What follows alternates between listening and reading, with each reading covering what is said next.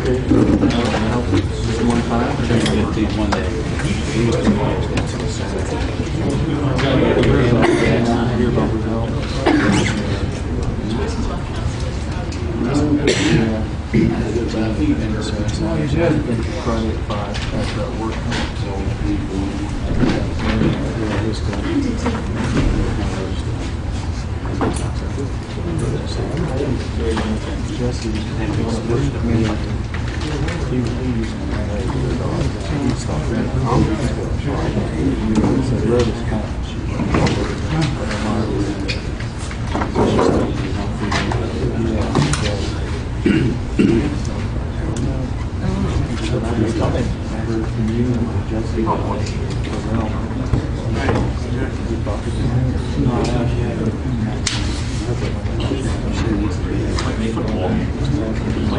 You guys would be able to take her? She's not. Where she was before? She did really good. She got so close. She really good.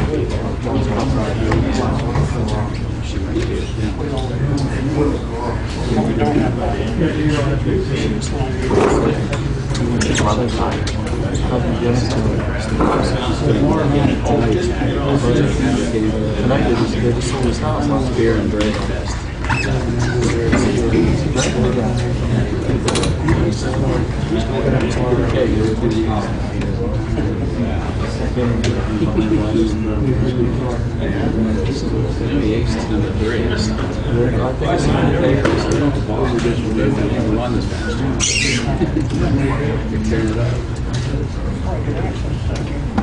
One department carried that for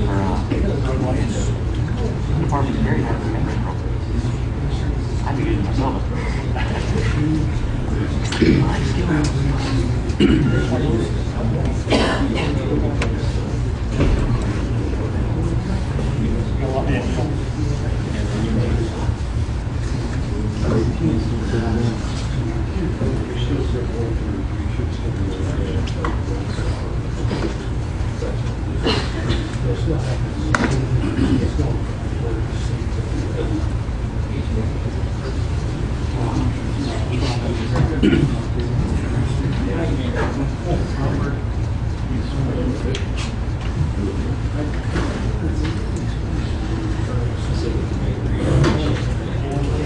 I'd like to call to order the February 5th, 2013 meeting of the Columbiana City Council. Please stand for the invocation of the flag. Lord, we pray that you will help our council members to make decisions that will benefit our community and make it a better place to live. Give them courage and faith to carry on their duties. In your name we pray. Amen. Allegiance to the flag of the United States of America and to the republic for which it stands, one nation under God, indivisible, with liberty and justice for all.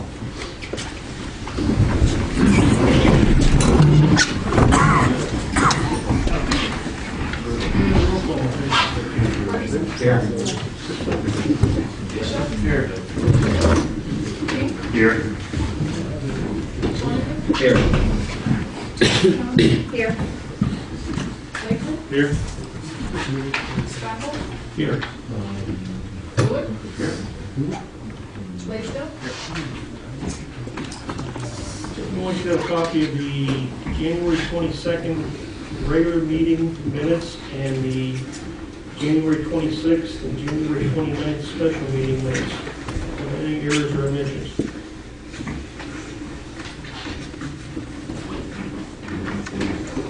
As presented.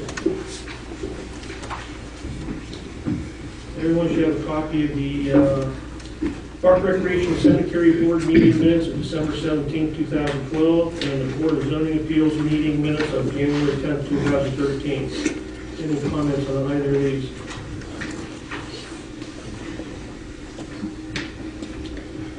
Okay, and the recognition of persons desiring to speak had a special request from Councilman Bishop. If you'd like to make a statement. Yes, I'd like to announce my resignation from the council. It will be effective immediately, and there will be no further comment.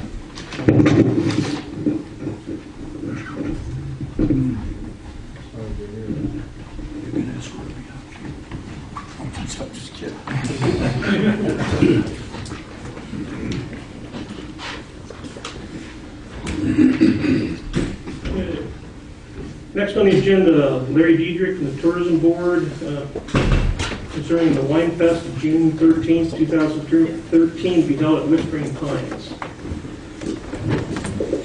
Thank you. I appreciate the opportunity to bring another event that the Tourism Bureau is doing in the city of Columbiana. But before that, I'd like to give you a quick update on the Joy of Christmas. We've got all the numbers in on that. Had a good year. We had 5,092 cars going through the light show. The proceeds from the Ice Castle and the ticket booth donations was just under $44,000. And we did end up in the black. We had a lot of one-time expenses this first year. We did make a big purchase for the lights and the sponsorship signs, and there was quite a few electrical issues that came up that we had some one-time expenses. But we are in the black. We finished the year in the black. And you know, one thing that kind of warmed the hearts of the Tourism Bureau about the light show, there were over 1,200 photographs of children taken with Santa Claus. And I know I spent a lot of hours in the Ice Castle, and that's just a warming thing to see the community and all of that activity for the kids. Before the Wine Fest, one other thing, I wanted to extend a personal invitation to each and every one of you in City Council, and of course, Lance, to the Chamber's award banquet coming up on the 24th. I think you got the invitation in the mail, but you know, this is the Chamber's chance to award or give awards and recognize businesses in town that do great things for Columbiana. And as you saw in the paper this year, the Chamber has given the city an award for the renovation of South Main Street there. So we hope each and every one of you on City Council will be able to attend that banquet. The Tourism Bureau, of course, continues to not only promote activities in Columbiana, but creates activities in Columbiana. A couple of years ago, we had a wine fest out at the Links, and it was successful. Not as successful as we wanted, but it was successful. But we've been planning for the last 6 months to have a wine fest, which is going to be much bigger. And I want to acknowledge Rob Schwartz from Whispering Pines. He has stepped up and volunteered to host this wine fest out at Whispering Pines, and on behalf of the Tourism Bureau. And I'd like to call Rob up to give you the details on the wine fest there. And we, of course, are asking City Council's endorsement of this coming up this summer. And this is Rob Schwartz, the owner and the president of Whispering Pines.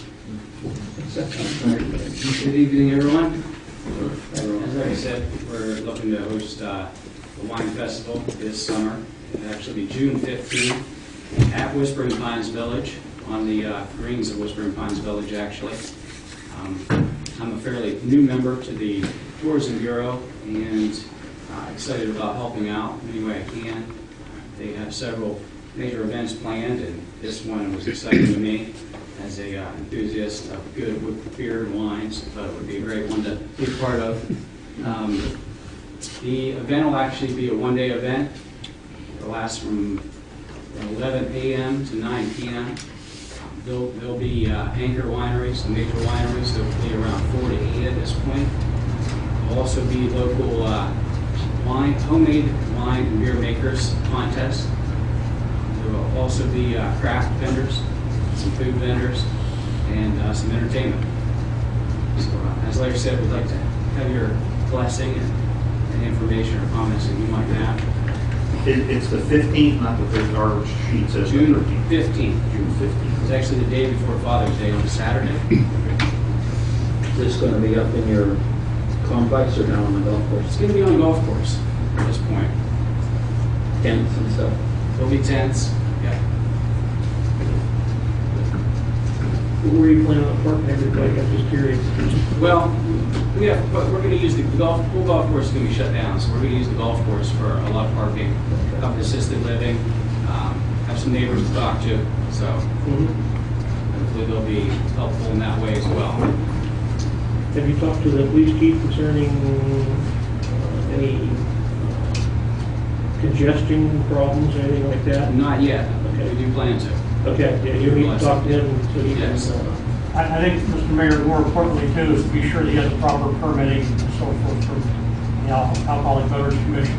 So we don't want any of those challenges.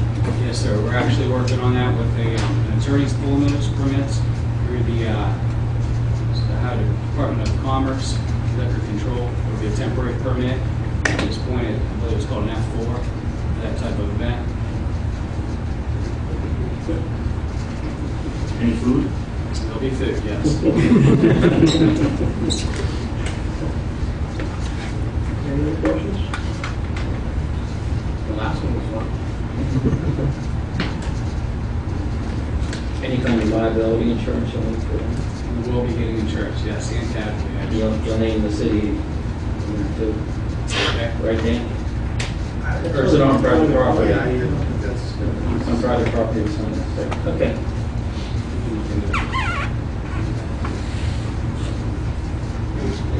Sounds good. All right, look forward to seeing you all Make a there. motion.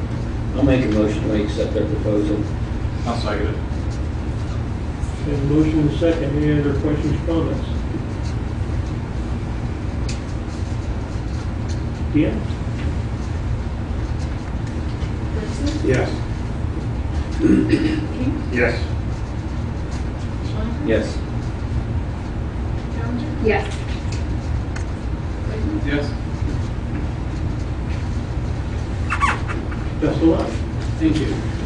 Probably get your permit, you bring over, give me a call. Next on the agenda, we have Jacob Sebeck, Street Fair Manager for American Legion, concerning the 2013 Columbiana Annual Street Fair.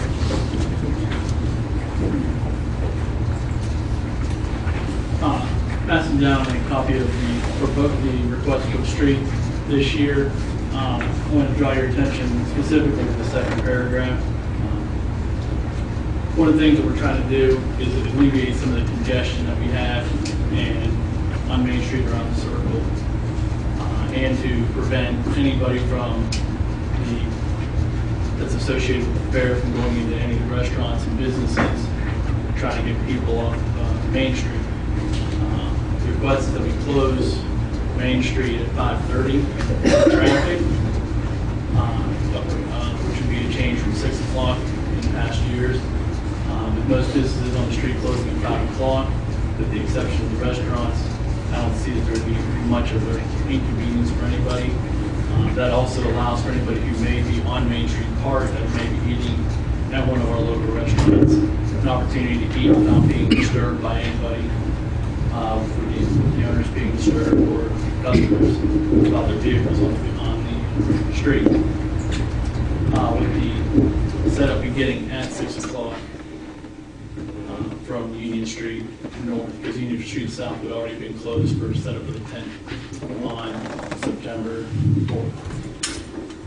And the other part that would be a change to years past is the request to close and block off the city lot next to AAA for use on Tuesday night at the end of the evening after any events at the school or the community would be over, to allow J&J to utilize that lot during the overnight to alleviate again congestion, especially with the pump outs now on Main Street, especially right there at that intersection. Also, for the Memorial Day Parade in May, we form up at 9:30, start at 10, lasting approximately 2 hours, leaving the square, from the square on South Main heading to the park. That's on the 27th of May. And also for our annual, for the street fair, the parade on Thursday night, the use of the park, East Park and North Main. Okay. Any questions?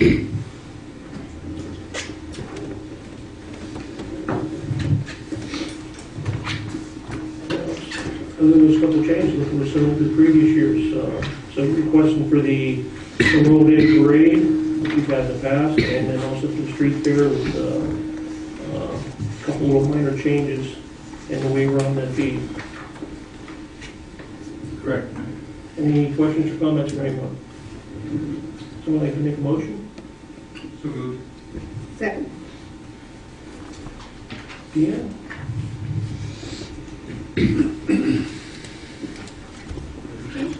Yes. Yes. Challenger? Yes. Yes.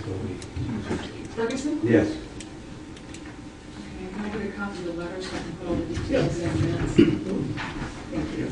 Thank you, Councilman. Thank you. Next on the agenda, Chris Ryman from Arcadis regarding the draft water rates for the water treatment plant upgrades.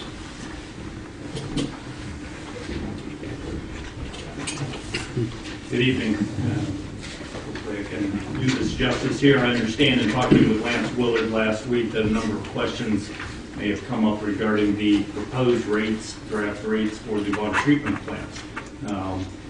And I've been asked to come here to not only answer some of those questions, but maybe offer any additional clarifications that I can as to where the numbers came from that you understand that you read through last week. Just to give you a bit of history on the project, as you're all probably aware, the project began back in 2006 after a number of studies for the city identified the aging infrastructure for the water system. Namely, the water treatment plant is well overdue for a upgrade to bring it up to standards within regulations that are currently out there. As part of that, we developed what is called a preliminary engineering report, or PER. And that is the first stage in the process of developing plans and moving forward with a project of that size for the water treatment plant. Because of the complexity and the size of this improvements here, it was also recognized that funding from a source outside, such as USDA, was necessary. The PER is a primary component of gaining that funding from USDA. It was recognized because of the cost of that. USDA was a prime source, and the city has also worked with USDA in the past to get that type of funding from them, which is typically in the form of a large grant and also a large loan. As part of that PER, it was also developed that the funding from USDA wouldn't be sufficient. The grant money, that loan that you were getting from USDA would have to be supported and paid back in some form by the city. The city's current income at the time was not sufficient in order to pay back that loan, thus rate increases were recognized as far back as 2006 as being a necessary component in order to pay back that loan for USDA. That PER and those rate increases have changed over the years as the project has developed, as time has passed on, and we're now in 2013. The latest information that you saw was based on the latest information that was gathered from the city's financial records that were provided to us, and we analyzed those in conjunction with working with USDA. The proposed rate structure, the draft rate structure that you had in front of you last week, was what was presented to USDA as the format for paying back that loan and the associated expenses, setting aside money to cover additional expenses in the future that are going to continue as the project continues and is operated. And that essentially is it. It's those rates are based on city, and I think that was some of the questions where those rates came from. Those are based on city's 2010 financial records, and an analysis of those looking at the expenses for the water system, for the new plant, and then comparing those and projecting out the loan repay back for USDA. Those rates were projected as what was needed in order to pay back the loan and also meet all the obligations of the reserve amounts to be set aside to cover future expenses and ongoing operating expenses. That in a nutshell is the history of the project and where those rates were developed from. And at this point, in order to continue with the project and the funding process with USDA, it is necessary, they are requiring that the city demonstrate that they are going to make a movement in order to establish sufficient funding in order to pay back these loans. And in doing so, one of the methods of doing that is the rate increases. And therefore, it's our recommendation that the city move forward with adopting those proposed draft rates in order to move this project forward so that USDA will continue with their funding process, with the understanding that those rates could adjust as actual numbers come in. Those numbers are all based on, right now, estimates of project costs and estimates of expenses. As those actual numbers roll in, as the project develops and is constructed, those rates could be adjusted, potentially down, as newer numbers come in. And at that time, then the city could make judgment at that time if they want to make adjustments in the rates. You said reserve. What do we have to have in reserve? USDA requires that a 1/10, well, it gets kind of complicated, but they require a percentage of the monthly payment to be set aside in reserve up to a certain amount, so that basically the city will always have in reserve 1 month's or 1 year's payment in reserve. And in 1 reserve year's account. payment? I believe it's 1 year's. And do we know what the payments are going to be yet, Mike? Yeah, we do have, there is an amortization schedule that we developed as part of the PER. It's in the PER. I don't have that number off the top of my head right now, unfortunately. But monthly, I want to say it was roughly, no, I don't even want to say the number because I could be way off. So, Mike, do you have any idea what the number? For the year, it would be, the loan payment, I think, is close to $400,000 For the year. per year. And that includes the reserve.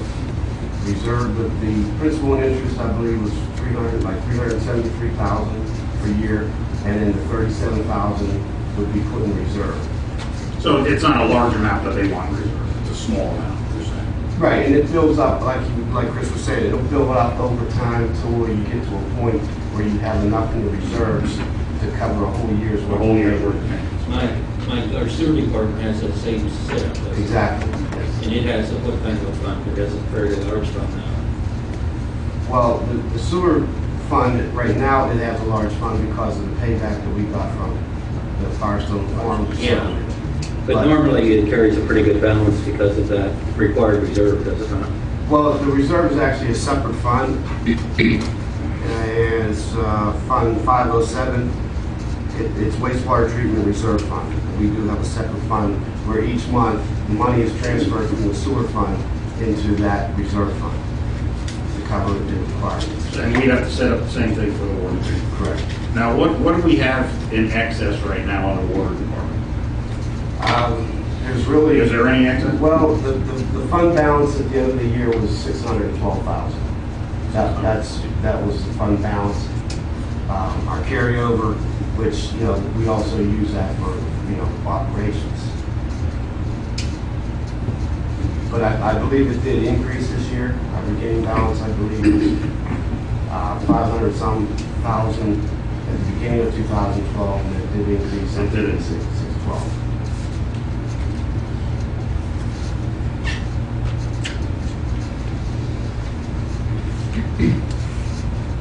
Now, you have to know, if supposing after 2 years, we see we could lower that rate increase, do we have to ask USDA, we can do that? USDA will want to see justification. But then they'd be okay. Yeah, they'll be okay, as long as you can support, just as right now, these proposed rates will go along in conjunction with an operating budget and a cash flow projection that will hand in hand show that the city has cash flow projecting out to when the project begins and is constructed and operating. It will show that you're solvent and have enough money in reserves in order to cover everything. As the project progresses, those can be updated and the rates associated with them can be updated. And as long as they coincide and everything's shown to be solvent, then yes, they can be processed through. Well, since we have so much right now in that fund, can we wait a year to adjust rates? That is up, again, that is up to the city, and that is your choice. Well, but I'm saying USDA will look at that 612,000 and say they have enough in there to carry a year's worth of payments, obviously plus. So it will grant them that extra year before we have to adjust rates. If we can show that dollar amount in the operating budget and show that cash flow through there, they won't have a problem with that, as long as ultimately in the year 2015, when the project is intended to be online and operational, there's enough funds coming in at that point, either from some reserve that got carried over or in addition to rates that were increased to draw off the income. They'll be acceptable with that. It's solely up to the city. The USDA does not dictate how the city goes about charging or bringing in income in order to pay back. They just want to see that the city is demonstrating a way to pay it back. It doesn't have to be in the way of rate increases. It could be in a one-time lump sum fee that you charge all your clients or your customers if you wanted to do it that way. This method that is shown here is just a straight line, simplified method in order to move the process along. Again, USDA is acceptable of adjustments in that process. If you vote on doing a rate increase this year or a rate increase next year, and then you decide you want to change that up next year and do something else, and you can demonstrate that it's going to give, do the same thing and pay back, they'll be acceptable with that. The electric department, we have a $3.50 charge, because even if you don't use it, there's a meter reader, whatever. Would they be amicable to something like that, a $3 or $4 charge on each bill? Yeah, instead of water rate increases. Yeah. USDA, again, they will not dictate how you go about doing it. Ultimately, it's, and that is, the purpose of these rates right here are primarily in order to establish for USDA that you have a plan in place. If you choose not to implement that plan this year and make adjustments in it and implement an alternate plan next year that maybe uses some flat rates and so forth, that's perfectly fine by them. The key thing is that to continue this funding process, they need to see some plan, and that's why we're calling this a draft rate plan, to demonstrate that the city is thinking about this and is trying to establish, is in the process of establishing a plan in order to pay back this money. And when do they have to have this? When do they have to see it? As soon as possible. We are in a process, a continuing process with them, and we're in a stage right now where a number of documents need to be transmitted to USDA from the city in order to allow them to provide what they call closing instructions. As soon as they've received all those documents and they've approved them, the city will be given approval of closing instructions in order to move forward with bidding of the project. So the sooner these documents get in, the sooner the project can move forward towards bidding and then ultimately construction. I don't know how many of you get the Salem paper. There was a letter to the editor from a Mr. Logan. He is head of USDA in Cleveland. He is very upset. He was very upset with Columbiana. Paraphrasing, he said this type of grant is no longer available. What is it, $4 million something? Yeah, roughly $4 million. No longer available. And to hear it from the head man of USDA, it kind of indicated that if we don't move forward quickly, that money's going to be pulled. I don't know, did any of the rest of you read that letter? If that was the case, they'd tell us. Well, he did, he put it in the paper. Yeah. It was a pretty lengthy article. I believe actually, there was a letter of conditions that was issued to the city. I don't have the exact date. I think it was April 22nd, 2012. With that letter of conditions, it was identified within there that of a number of items that needed to be submitted to the city within a year, at a minimum within a year of that letter being issued. One of them being this rate structure and a number of other documents that I was mentioning. If the city did not comply within the year, the USDA had the right to pull back the funding at that point, because basically they're seeing that the city is not moving forward quickly enough. Can I regress a little bit? Can't tell you the year, but it's somewhere around 2006, 2007. This water plant was discussed.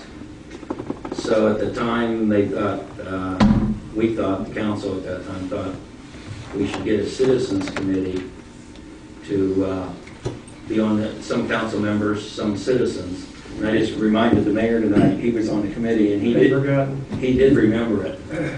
This committee looked at Aqua High, they looked at Salem, they looked at Buckeye Water District, they looked at everything, the costs associated with doing those, the rates increases that go with them, and the unanimous, the two people I can name that were on the committee were Paul Rance and Nick Bogdan Jr. Don't know if there's anyone else or not. I don't know if you remember. Yeah, I was on that too. You were on it? Oh, we had a heavy hitter there. Anyhow, the unanimous opinion of the committee, the citizens went around to the different organizations and so on. The citizens of Columbiana that they talked to, and they reported back, wanted to keep our well water and build a water plant.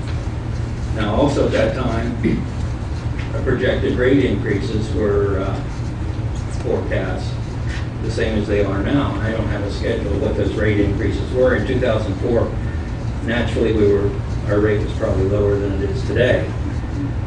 But this has already been done once by a joint council and citizens committee to move forward with a water plant, knowing that there would be rate increases. They did not want to go with Buckeye Water District, I remember, because they said it was river water, and they were also higher. I think there was a technical reason too. We were at that point at the end of the line.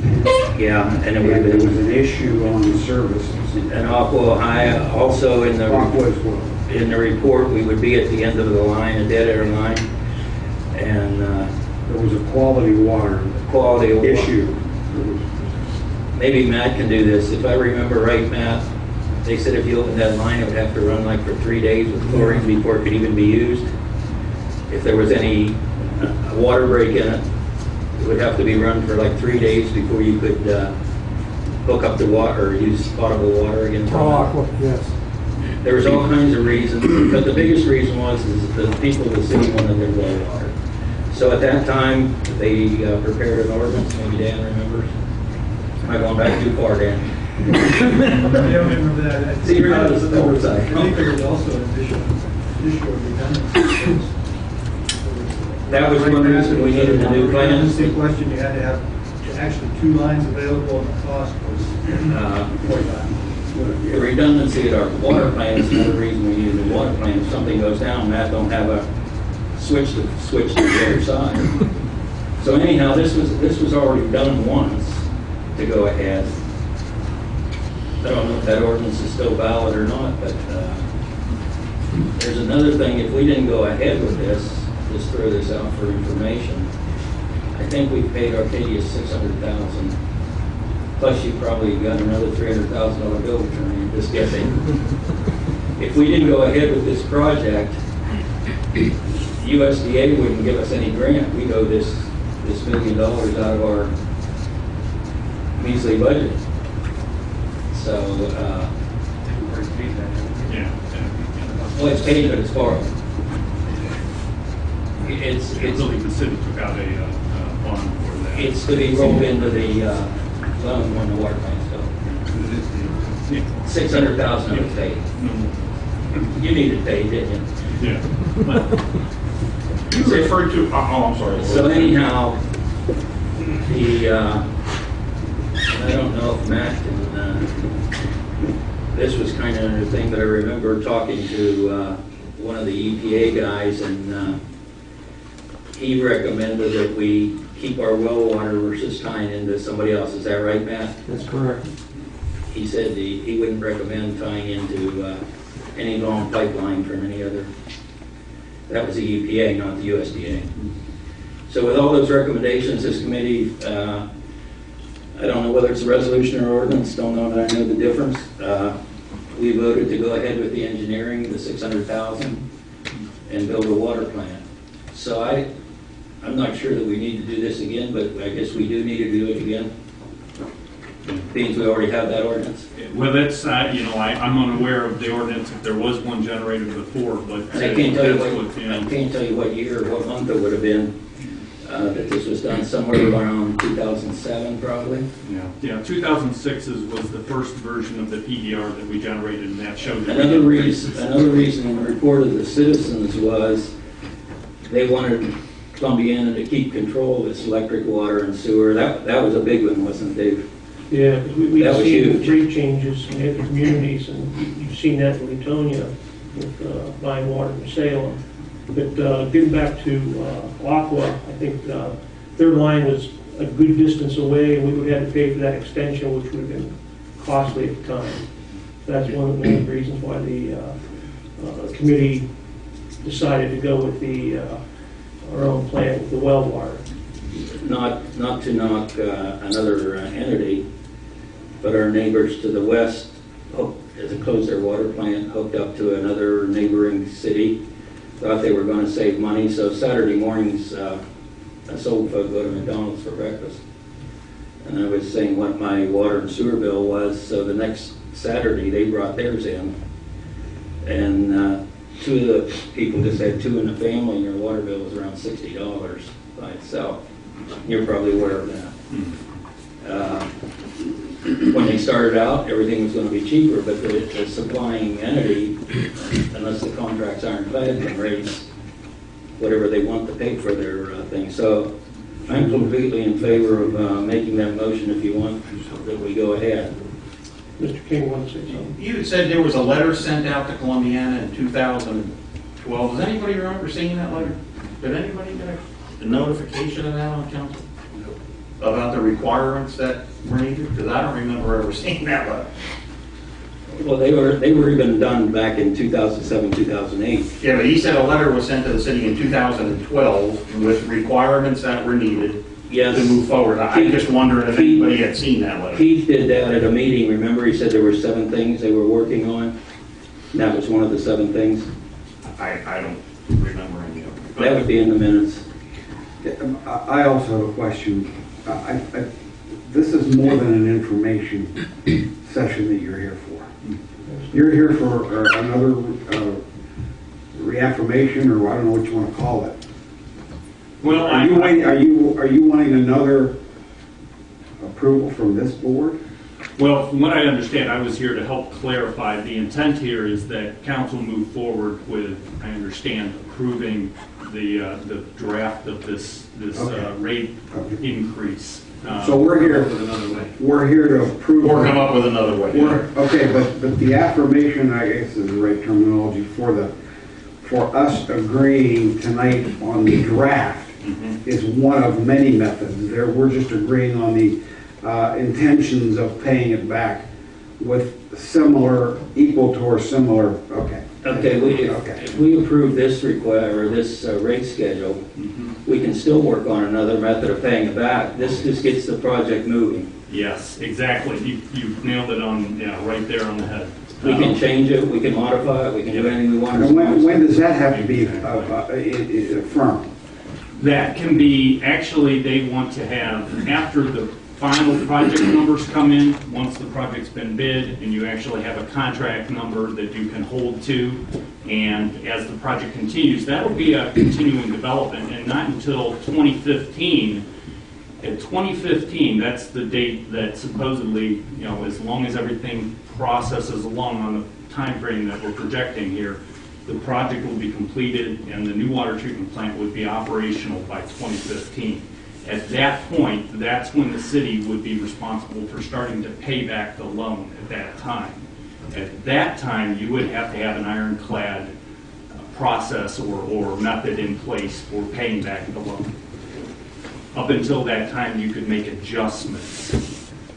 I have a question. This states that we would be raising rates 1/1/2013. So if you're saying that this is all just theoretical, if we didn't actually do that, wouldn't they look at that and say you said you were going to do something and you didn't do it?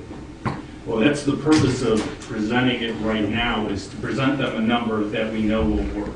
The numbers that were presented, and you saw in the rate schedules, and that we know will work based on an analysis of the city's financial records, expenses, and so forth that were included in there. If the city wants to present something else other than that number, those rate increases, then you're going to have to rework the numbers to justify it, to show that that new number would work. Sure. And if we submit this and then don't use it, you're saying we would also have to justify it? Yes, you would need to So we justify can't it just if you want pass to this tonight adjust. and then change it later. We would have to justify the change later. The thing But is, you would have to justify still coming back at a later date and not accepting that tonight. We have- Either way, you would have to justify, because according to their audit, that's the number. All they're asking us to do is to agree to the number, and then the method of paying that number depends on which way we want to do it. So- We can also come back at a year from now and say, look, we're challenging your numbers. Here's the numbers that we think, and they'll either agree or disagree. if we don't okay this tonight, it's going to stop the water plant from moving forward at this point, right? It'll be just another, delay in the process. Yeah, it's the quicker this can be resolved, the quicker you can demonstrate to them that you're moving forward with methods to pay it back. If you don't, it'll just delay that, and they'll also delay their funding of And then the price of the project goes up. Continue, yes. Brian, I think that by approving this tonight, whether we do or don't, we still have the same ability to challenge the numbers, whether they be challenge them before we vote or challenge them after we vote to show. Yeah, well, I mean, me personally, would never vote for something with the hope of being able to change it later, especially knowing what kind of entity we're dealing with. If they're looking for something after the fact, there better be darn good reason. And if we're looking at this saying as of tonight, effective 1/1/2013, we'd be raising rates to 654. I'm sorry, they're at 654, we'd be raising it to 785, which would be a 20% increase tomorrow. Theoretically, okay? And so you're then saying if we do this, we wouldn't actually pass that rate increase on? It would all be paper? If you chose not to, that would be your discretion. So we could, I'm sorry, Brian, we could pass this as a plan, but not implement it. Exactly. It is a plan to show that you were thinking about it, trying to figure out how to do it. USDA recognizes that. They recognize that this is a dynamic project and that costs, overall, final costs are going to change.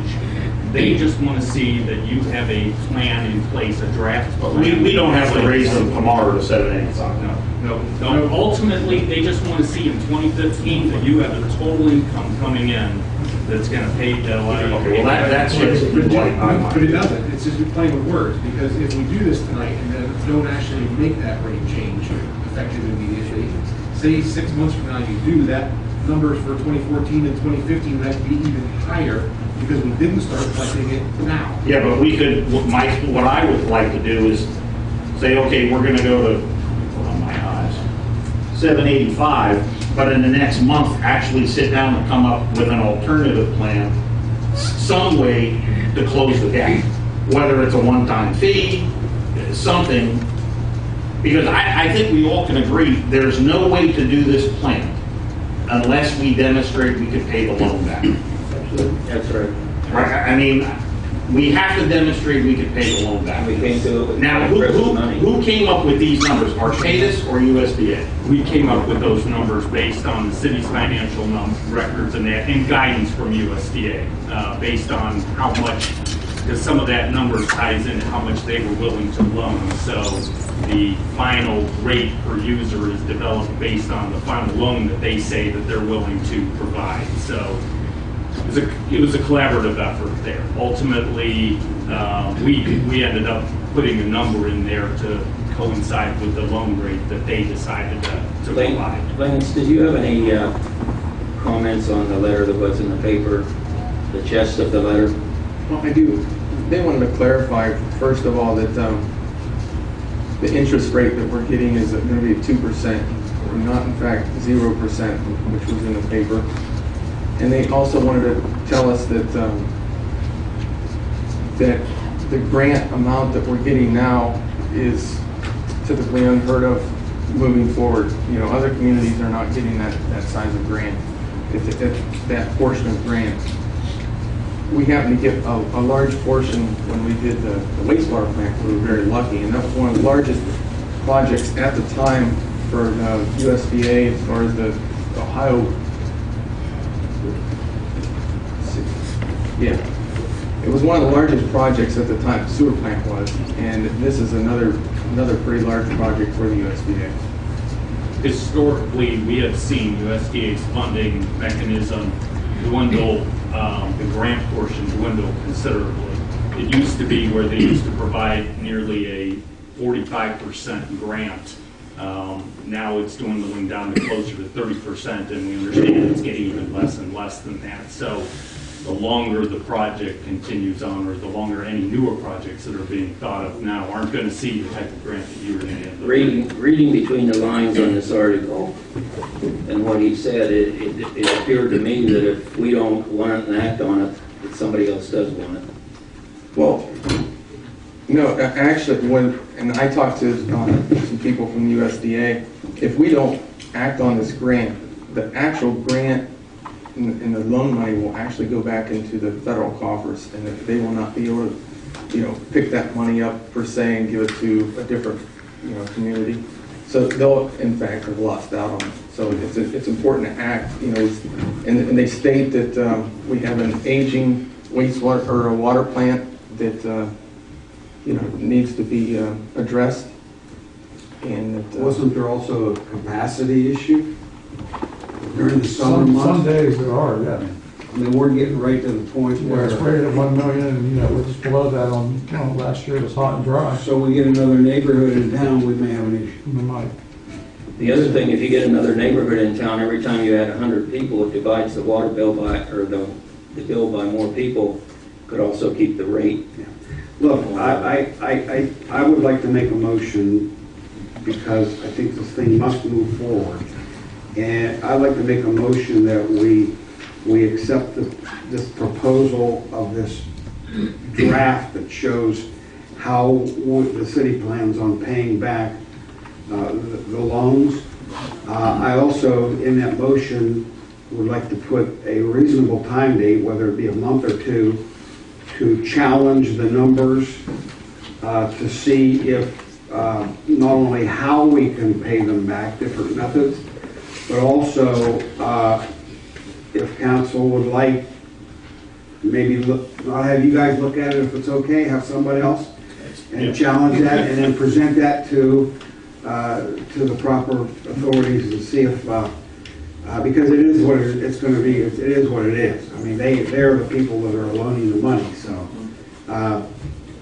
Would that motion stand if it's okay? Yeah. But you're saying not to raise the rates. Well, we don't have to at this point, but Not right now. But like Brian said, you don't want to wait a year. No, I was Because thinking all of a 60. sudden, instead of 25 cents, you're 35 cents. I was thinking more like 60 to 90 days. That's reasonable for us to.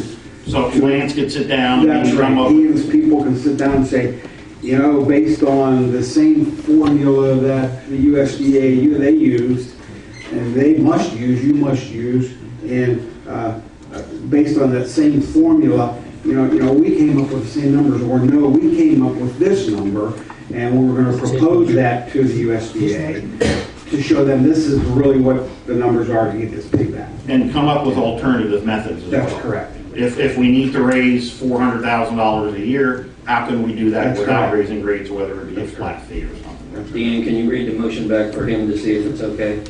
The motion that was made is to accept the proposal of the draft that shows the payback and to have a month or two to challenge the numbers, is what I heard. Did I hear Yeah, I don't know if I want to say the numbers to challenge. Methods of payment?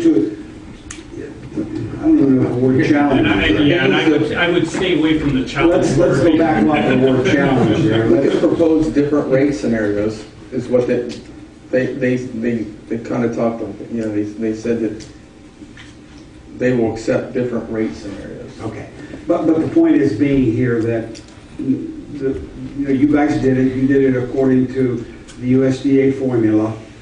We'll either accept that as a group, or we'll challenge. We'll use the word challenging. We'll find a different way. We will see if that number is the real number. Alternative methods of They payment. will then have to justify that change. That's correct. But that would be part of it goes hand in hand, because in order to develop a new rate or a new rate structure, you're going to have to develop an operating budget and a projected cash flow to coincide with it. So that's your justification documentation. So it this really- letter, Lance, have you seen the one that says they're about if the federal government gives us a grant and they say we have 12 months or 18 months or whatever to act on, Yeah. there is no legal precedent for them to turn around and say, we're going to take it back now. If we're still within that time frame. Yeah, we have a certain amount of things that we have to do, those like 7 or 8 items, and yeah, if we get those done, we're good to go. So why would we do this? What is that date? Why would we pass this tonight if we have a month or 2 months or 3 months before we'd have to do it anyways? If we're just going to turn around and look at it then and make a change? Because the way I understand it is, this is one of those line items that are holding the process up, because we need to supply. It's not the only line item that's holding the process up, is it? Okay, so I mean, what's the urgency on this line? They're all urgent, I guess. What are the other, what are the other? Why would you come here tonight and say, we have to do this tonight, when it's not what's holding us up, it's one of the things that's holding us up? Well, because I took it as, and I can get you a copy of that letter for their clarification. I think that they sensed that, we were uncomfortable with, the whole loan With the rate process. increase? With the loan With the loan process. And we don't have a problem with USDA. We need to be thankful that, Couldn't they sense whatever they want? If they've awarded us this grant and given us the time frame to act on it, we're within our time frame to act. Anyhow. Essentially, USDA is looking for they're just looking for for the city to show responsiveness in pursuing this loan. What are the other They don't items? expect everybody to go take a full year to do this. What are the other items? But I couldn't name a number. A number of them have to do with right-of-way acquisitions, easements, any number of documents that have to be, legal documents that need to be procured by the city in order to support the overall project. What's the holdup on those? I don't know all the details on those. I know there may be some difficulties in procuring those or finalizing those legal documents, but they're outside of what we're taking care of. So we're being asked to propose raising everyone in the city's water bill by 72.5% over the next 3 years, while other problems that we're having, we don't really know how to resolve. Wow. I made a motion, I'll call for it. I made a motion. I want to hear. I may give an answer to this question partially. I'm familiar with 2 of the issues that have to be resolved. They have to do with 2 easements that we have to acquire. We're very close to acquiring them. It's on a time frame that's running on the same time frame this issue is running. The other issue has to do with title opinions, which are being done by the title company. That's also in the process. If we're working very hard to get these things done simultaneously. I think that's what Chris is saying. This is an integral part of these other issues that we're also addressing. I think, I don't want to step on your toes, but I think that what really is at issue here is how quickly this project can get to bid. And if we don't get these documents in an appropriate time and as quickly as possible, it's just going to drag that bidding process out from perhaps May, June, maybe take it into the summer. And that's not a good situation. And although I'm not familiar with the letter you're talking about, it sounds to me that came in April. We have till April to get it all done. So it's already February. So there's some urgency here. So this is the only matter, though, that really pertains to the loan.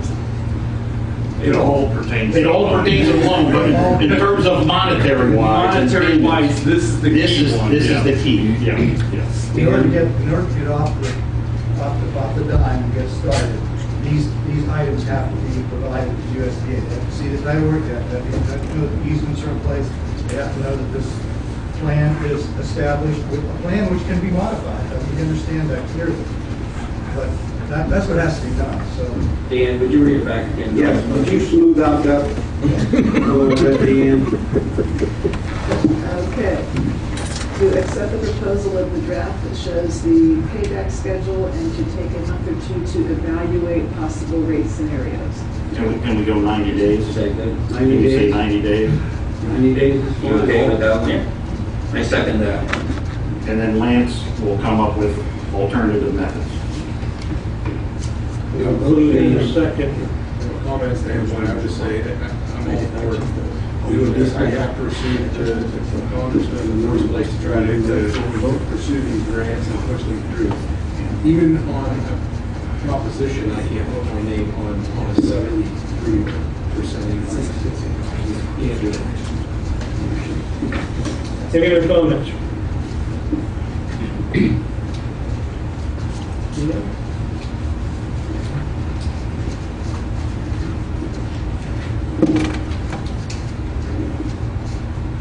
Challenger? Yes.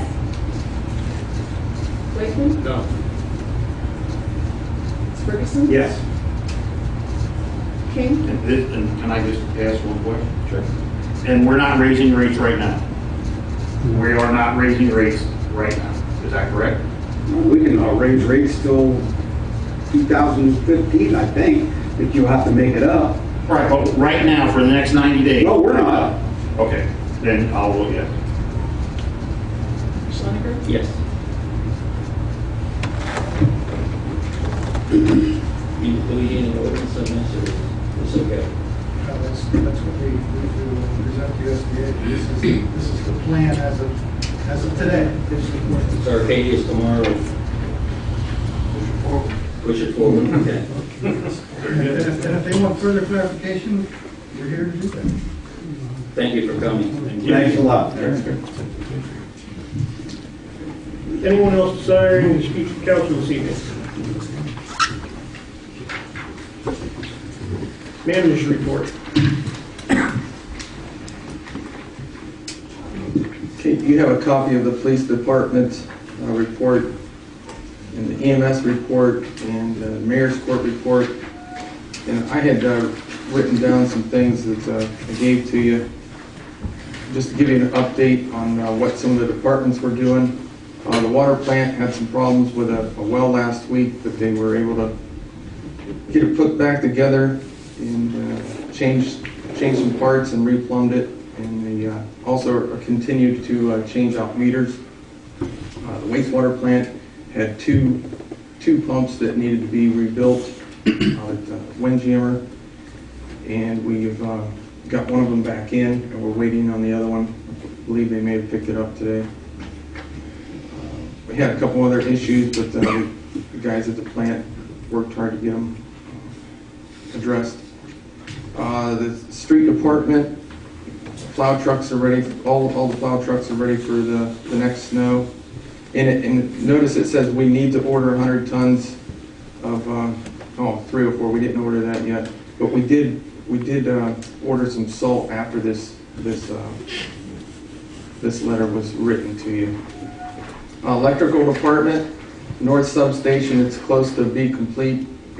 We have to test some equipment, and Rikers is complete. We need to do some cleanup, and then the Columbiana pump project is near completion, but they'll be testing equipment. And let's see, Park and Cemetery. They actually, since this letter, they've got one semi load of Christmas lights down from the park, and we're going to continue to do that as time and weather permits. Police department in the report, it's highlighted by education in schools, and also there's a in the back there it says about how the police department, they've really worked hard to reduce the overtime. In building and zoning, Bob gave me a report that we're working with a grant through Columbiana County Department of Development, for demolishing some residential buildings. And then the EMS, both ambulances are fully operational, department's fully operational, and they've got some work to do on one of the ambulances. These buildings that we're gonna demolish or propose demolish, do we own them? It is, he offered to talk more about this, actually give a larger report, but I felt that it was important that at least tell you that we're, make you aware of this, this program. And he said it would take a while to actually, describe or tell you exactly what the program is. But I mean, it says the 4 properties in the city have been accepted into the program. Do we own those properties? I do not know that answer. Jim, last year, and the time flies again, the house, the second or third house on the other side of the railroad track was torn down free through this program, which was a privately owned house that the raccoons were living in. I don't know if you're familiar on the other side of the tracks. I think it's the third house on the tracks. This program paid entirely for tearing that down and grading the lot and getting rid of the house. But I mean, I guess I should. We do not own these properties. If we don't own the properties, how do we have the right to turn them? In that situation, we took civil action to have those properties condemned. We got an order condemning the properties, then this agency stepped in and took the buildings down for free. I think what Lance is saying, I haven't had any conversation with Lance about this, but I think that this is a voluntary arrangement. Yeah, I'm definitely willing to research it. I think that's what happened, and then rather than us taking the property and then having the property, the building raised, I think they're saying they're going to let them be. Just let the owner. I think that's, I'm not sure because I haven't talked to them about it, but I don't believe it's property that we own. So this will be presented. Yeah. My main objective was to try to get it out there that, that this program, I guess it was put in the works in sometime in 2012, and I thought it was important. I thought we should at least talk about it a little bit. But Bob did offer to either fill me in or present a better description of it later. Yeah, I think that's good. Once he gets us more information, if he can possibly stop in and bring something in. It would be a real benefit because the process involved in having properties condemned is time-consuming.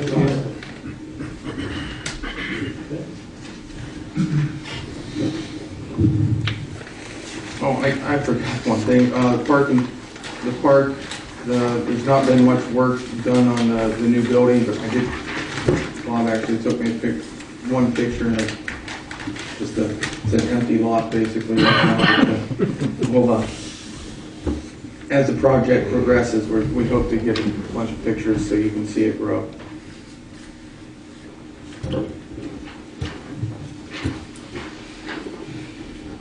Is this under manager's report, this letter? Did you read this letter? One of the things in the manager report said that the electric is almost done. I thought it was almost done a couple weeks ago. Are we getting? I think everything's landed as far as that I know, and I think that we need to get the people out there to actually test equipment, and it's a long process. I think it's not just a 2-hour process; it's a long process. But maybe you can. Yeah, there were some key components that must have got or didn't get ordered in the project by the contractor.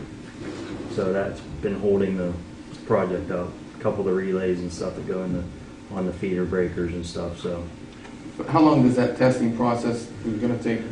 Coal pump. We just had coal pump transformer tested today. That took 6 hours just to test just the transformer itself.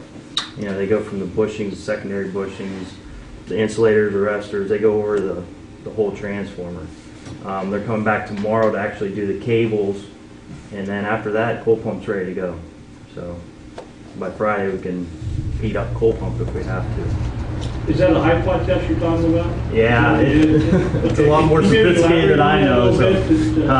Can you elaborate a little bit on that so they kind of understand why it takes so long? Well, they hook up leads to the top of the bushings of the transformers, and basically what they do is they make sure, like, from the move from the north substation to coal pump, nothing was cracked or broke or, you know, leakage or anything. Plus, from the transformer sitting for a while, you know, condensation tends to, you know, condense in the transformer itself.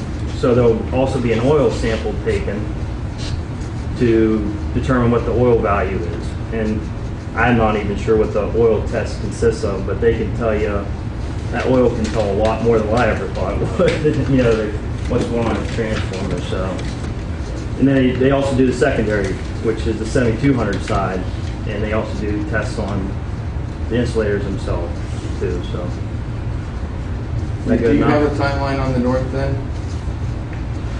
It depends. I didn't get a chance to call the contractor today. I was going to call them and find out if they're in transit or, you know, what's going on. I was under the assumption that everything was sitting there, so I was at least informed on that. I'll be on the phone tomorrow. Okay. I have a question, like this letter or email is addressed to you about communities of distinction. The TV show? Yeah. I'll explain that because that was before Lance started. I just got a call one day from that guy's secretary, and they just explained that they do this show that's hosted by Terry Bradshaw. Terry Bradshaw, the football player. Yes, yes. If you go to that website, he's there. He'll tell you what he does. But it costs money. Yeah, well, that was the thing. They called, the producer called me the one day and talked to me and wanted to know about the area and you know, how they felt we were, you know, a good, thriving community, and they wanted to come do like a documentary about it. So when he got into the details, I think it explains it on there. It's a 5-minute segment, 20 broadcasts, 1 nationally, 19 regionally. And then when he got down to it, he said, well, it'll cost $19,800. Yeah, it's like a commercial. So he wanted an answer like, well, you ready to do it? And I'm like, I don't think so. I will pass it on to council and see if they're interested, but I believe we can spend $20,000 somewhere. Somewhere better than that. Okay. Okay, Can you get some football signed by Terry Bradshaw? Oh, I thought I'd get in there fine.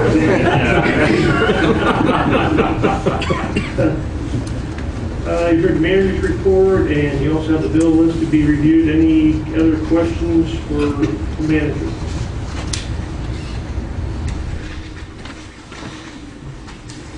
Okay, if not, we'll move right into old business.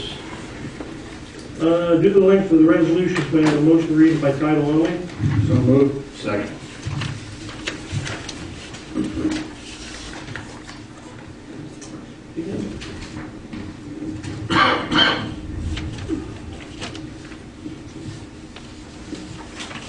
Give me a minute here. I had everything all lined out before I knew Bob wasn't going to be here, so I guess I'll just pick a name. Ferguson. Yes. King. Yes. Schoniger. Yes. Callen. Yes. Lakeman. Yes. Resolution number 13-R-443, second reading. A resolution authorizing compliance with Ohio Revised Code Section 709.0336, as the same may apply to the proposed annexation of 86.734 acres in Fairfield Township to the city of Columbiana. So moved. Second. Any comments? Dan? Schoniger. Yes. Callen. Yes. Lakeman. Yes. Ferguson. Yes. King. Yes. Okay. Next two, may I have a motion to suspend the normal 2 readings and read these 2 resolutions as an emergency? So moved. Second.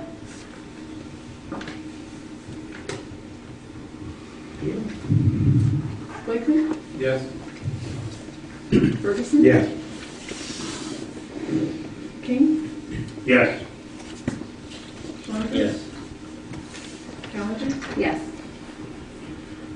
Resolution number 13-R-444. An emergency resolution designating Huntington Bank as a public depository. No move. Second. Any comments? What are we gonna keep there? I mean, is this gonna be our sole bank? No, that's what, right now, we have both investments, but that's also our bank where we keep our checking account, which we have a couple of different checking accounts.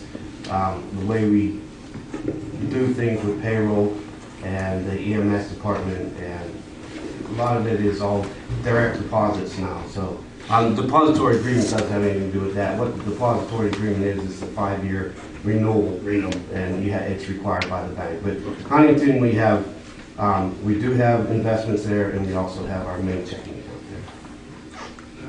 I have two things. This says that we can change this at any time, Larry, or revoke it, correct?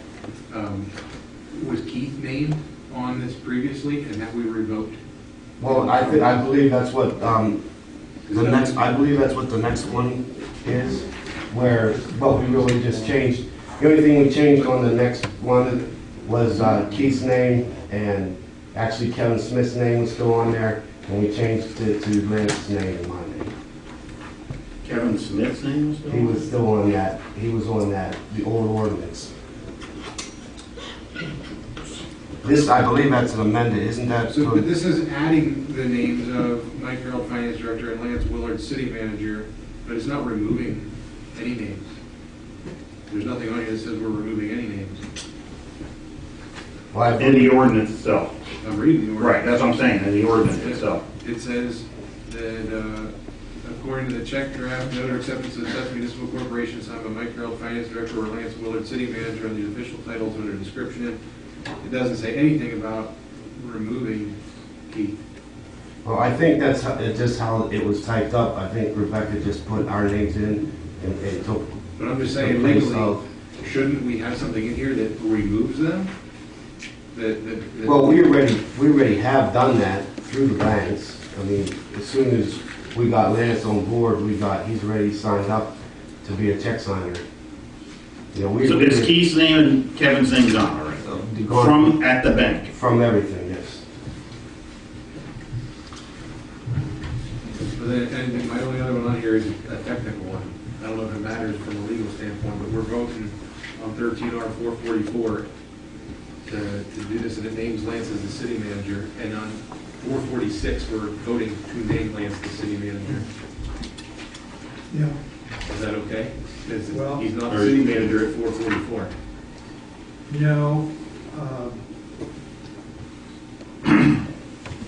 If this isn't going to happen, he's not going to be named city manager at the earliest until the next meeting, the second reading. So that should be changed. Well, we can ratify it after he is officially named manager. I don't think this is a problem, but I'll consider it. You can go ahead and pass it tonight. The whole idea was to straighten out the identification of appropriate parties with the bank. We can look into those questions. But I'm not concerned about the timing of the 444 and 446. Well, the timing so much as it names him as city manager, because I don't know if that matters. You want to just amend it and remove the name and have city manager? Would that work? His name still be on there, doesn't anymore. Well, doesn't need to say city again, manager. I guess you have no problem with concern. My concern is you're asking me to vote for something that states that Lance Willard is the city manager, and in 2 votes from now, we're voting to make him the city manager. So I'm voting for something that isn't true. Well, if that's going to change your vote to a no, we could take Lance's name out and just say the city manager. I'd be But okay we're going to have to come back and do it over again. I'm okay with that.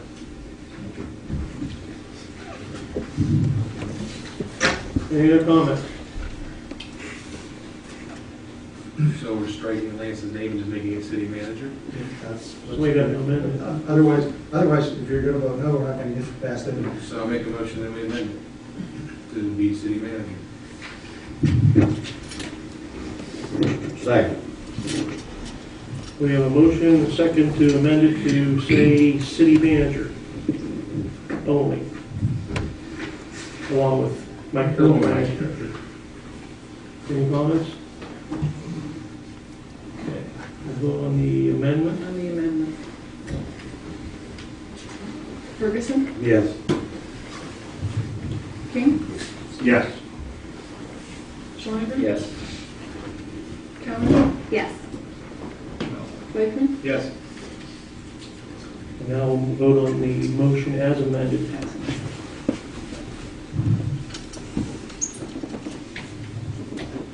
King, Yes. Schleifer? Yes. Callender? Yes. Blakeman? Yes. Ferguson? Yes. Resolution number 13-R-445. The emergency resolution to provide for the deposit of the active, inactive, and interim funds of the city of Columbiana, Ohio.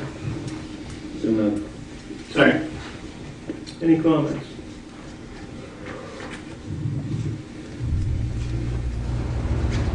Dan?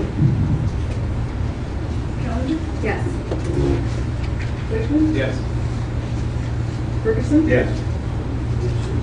King, Yes. Schleifer? Yes.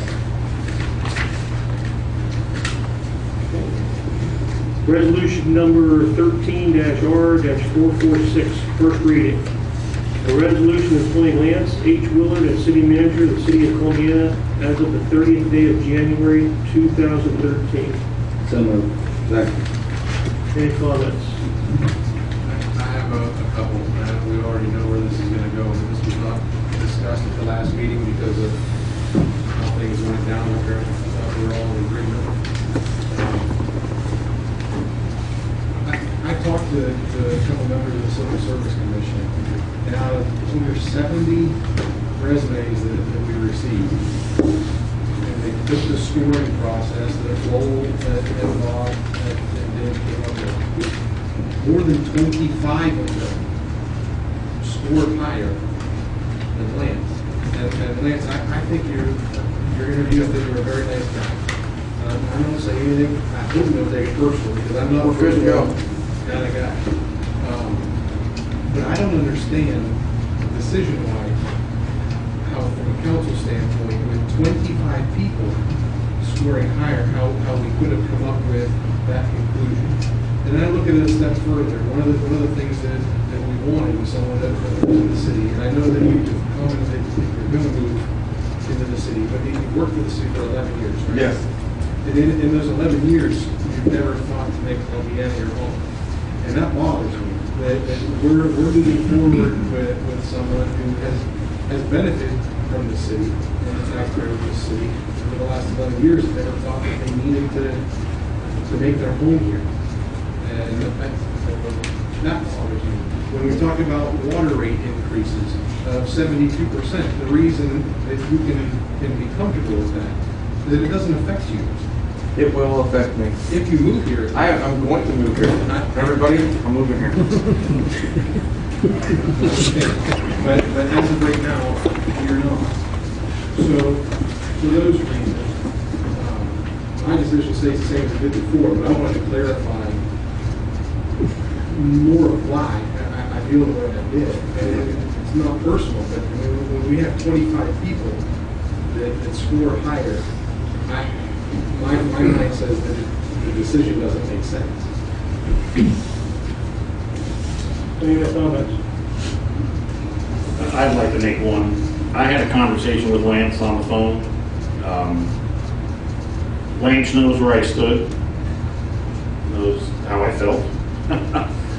So does everyone here. Brian makes valid points, and so did Bob before he resigned. My biggest concern is this. As you said, we know Lance is going to be the city manager. We know that. I don't think there's any doubt right now that that's going to happen. If Lance fails, then we all fail. Then the city goes down the tubes, pretty much, right? If the city manager doesn't do a good job, then we're all kind of in trouble. So I hope going forward, I sure hope going forward, that everyone on this council, whoever takes Bob's seat, we can kind of come to some type of agreement that when we first started, we all wanted to work together, right, Tom? We said, and Brian, and we all wanted to come to, to a unanimous decision. That didn't happen by any stretch of the imagination.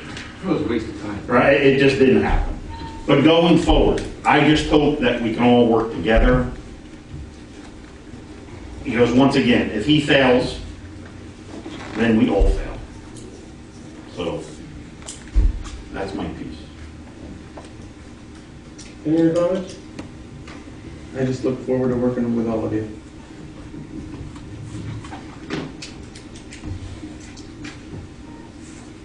Deanne, when you're ready?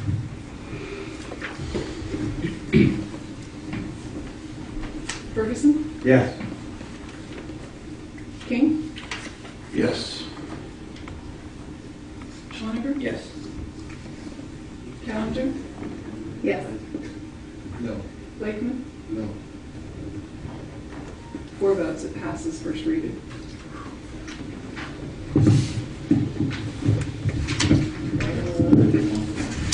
Council comments. I have a couple of council comments. One thing I think we forgot that we usually do. Rick Burt and Jay Groner retired. We usually send a letter or a proclamation from the city. And I think that was passed over on those two gentlemen who did an exemplary job. So I think we ought to do that if everyone agrees for Jay and Rick. Did we do that for Keith? Well, I think we have to include Keith. Why wouldn't we? I'm okay with that. This was an employee. That's fine. And when are we going to start taking applications to replace Bob? And that was my next thing. They can put in the paper, who do they send it to, the mayor or to the? Doesn't matter. I think last time they went to Kevin. I think actually. I don't know if Kevin gave Did you them. get them to answer? Should go to the mayor. No, believe they Should were go to to the the mayor. attention of the mayor. Okay, let's send them to the mayor. Let's give, see, till the end of the month. What do you want to do there? Then we will have someone put it at the next meeting. Let's see, the next meeting's the 19th. You want to have them in by, I want to have it in by the 19th and then go to the meeting after that. have them by the 18th, 4:30 PM or office hours, and we can consider them on the 19th. Is that okay with everyone? Okay. Katie, if you put that in for us, appreciate it. Any other council comments? And I have to have lived in the city for a year, is that correct? Right. Yeah. Yeah. Right. They have to be a registered voter. Just so they, On the people know rules, that, right? Yeah. Okay. If there's no other council comments, motion to adjourn.